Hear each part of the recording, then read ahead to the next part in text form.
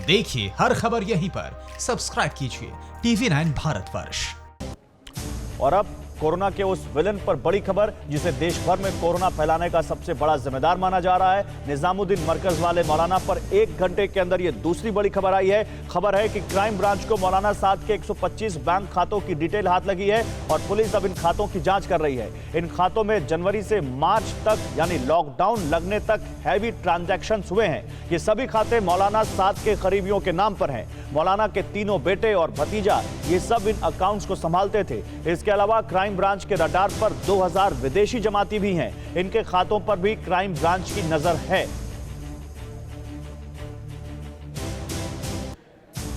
तो मौलाना साद के बारे में पिछले 1 घंटे में यह दूसरा बड़ा खुलासा है और दूसरा बड़ा खुलासा उसके बैंक खातों को लेकर है।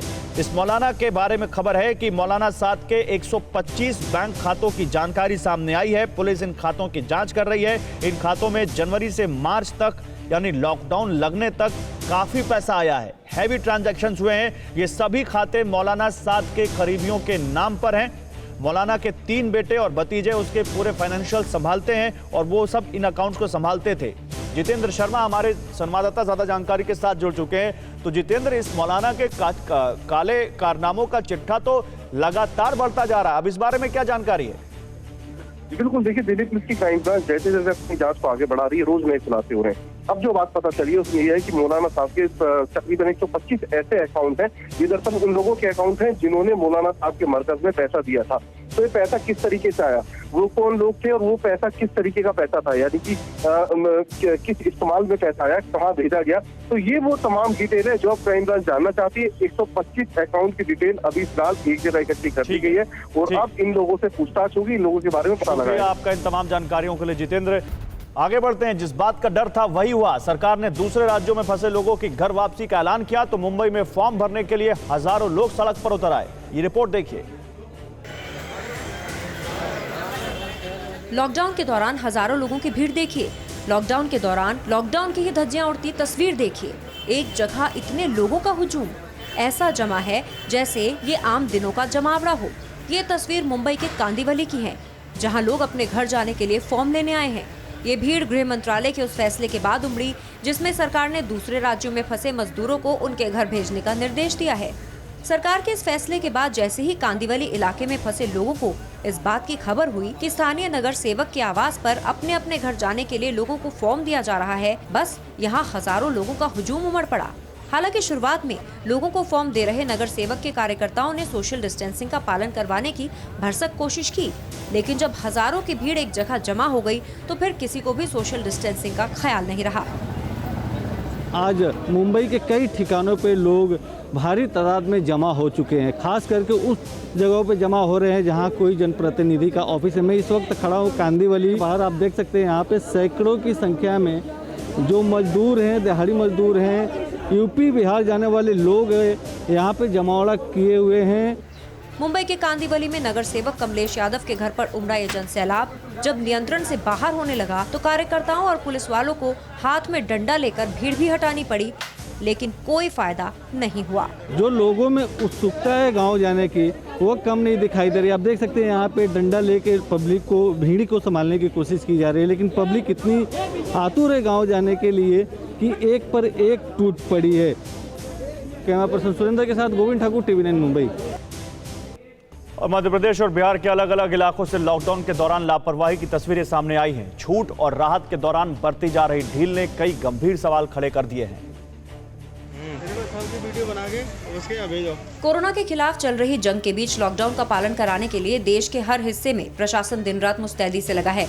इसके बावजूद देश के कई हिस्सों से ऐसी तस्वीरें सामने आने लगी जो सरकार की मुस्तैदी पर पानी भी फेर रही हैं और सवाल भी उठा रही हैं। तस्वीरें मध्य प्रदेश के मुरैना की हैं, जहां सरकार की ओर से घरों में बंद और जरूरतमंद लोगों के लिए राशन बांटने का काम शुरू किया गया तो हजारों लोग एक साथ जमा हो गए। हालात ऐसे बने कि कुछ देर के लिए भगदड़ जैसा माहौल बन गया। महिलाएं, बच्चे और बुजुर्ग अपने अपने हिस्से का अनाज लेने दौड़ पड़े और राशन बांटने के दौरान ना तो किसी को लॉकडाउन याद रहा, ना ही पर्सनल डिस्टेंसिंग का ख्याल रहा, यानी नियम कानून की जमकर धज्जियां उड़ाई गई। वार्ड नंबर 47 में नगर निगम की टीम राशन लेकर तो पहुंची, लेकिन प्रशासन की ओर से कोई तैयारी नहीं दिखी। प्रशासन का ये रवैया तब है जब इसी इलाके में कोरोना के दर्जनों मामले सामने आ चुके हैं। अब दूसरी तस्वीर देखिए, बिहार के वैशाली जिले की है। सहदेई इलाके में साप्ताहिक बाजार लगा है। मंजर ऐसा है जैसे आम दिनों में लगने वाला बाजार हो, जहां लोग बेफिक्र होकर घूमते फिरते हैं और खरीदारी करते हैं। लेकिन अभी तो कोरोना के खिलाफ जंग जारी है और कोरोना की चेन को मारने के लिए लॉकडाउन भी जारी है। लेकिन इस बाजार में ना तो किसी को लॉकडाउन से मतलब है, ना ही एक दूसरे से दूरी बनाने की फिक्र। वैशाली के इस बाजार में जमा लोगों को सोशल डिस्टेंसिंग का पाठ पढ़ाने के लिए प्रशासन कहीं भी नजर नहीं आया। यानी स्थानीय प्रशासन को इस बात की चिंता ही नहीं कि अगर हजारों लोग एक साथ जमा हो गए तो उन्हें रोकने की जिम्मेदारी प्रशासन की है। बिहार में भी कोरोना संक्रमण के मामलों में कोई कमी नहीं आई है। ऐसे में बाजार में खुलेआम घूम रहे लोगों की ये तस्वीरें डराने वाली हैं, क्योंकि अगर इस भीड़ में एक भी कोरोना पॉजिटिव घूम रहा होगा तो न जाने वो कितने लोगों को ये जहर बांट रहा होगा।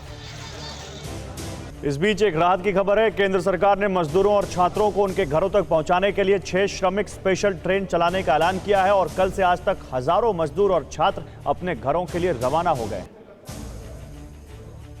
देश में लॉकडाउन की वजह से अलग अलग राज्यों में फंसे लोगों के लिए राहत की खबर है। केंद्र सरकार ने 6 श्रमिक स्पेशल ट्रेन चलाने की इजाजत दी है और अब केंद्र सरकार की इजाजत के बाद प्रवासी मजदूरों को स्पेशल ट्रेनों से उनके राज्य रवाना करने का सिलसिला भी शुरू हो चुका है। इस फैसले के तहत शुक्रवार से लिंगमपल्ली से हटिया, अल्वा से भुवनेश्वर, नासिक से लखनऊ, नासिक से भोपाल, जयपुर से पटना और कोलकाता से हटिया तक श्रमिक स्पेशल ट्रेन चलाई गई। राजस्थान में रह रहे प्रवासी स्टूडेंट्स और मजदूरों को उनके गृह राज्य तक पहुंचाने के लिए शुक्रवार रात से ही जयपुर रेलवे स्टेशन पर गहमागहमी देखी गई। कोटा से 1200 स्टूडेंट्स को लेकर एक ट्रेन रांची के लिए निकली तो नागौर में फंसे करीब 1200 मजदूरों को लेकर एक ट्रेन पटना पहुंची। जयपुर से पटना के लिए रवाना हुई ट्रेन कानपुर पहुंची, जहां 5 मिनट के हाल्ट के बाद ट्रेन को आगे बढ़ाया गया।